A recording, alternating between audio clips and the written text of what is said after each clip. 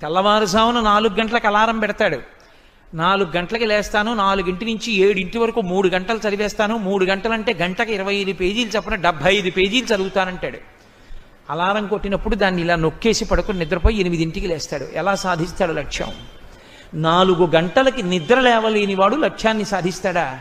4 గంటలకి అలారం కొడితే ఉలిక్కిపడి లేచి తన కార్యాన్ని ప్రారంభించిన వాడు, వాడికి ఇంకా నిద్రపోదామని శరీరం కోరినా వెంటనే ఉత్సాహంతో లేచి మొహం కడుక్కుని కూర్చున్నవాడున్నాడే, వాడు కార్యమును సాధిస్తాడు.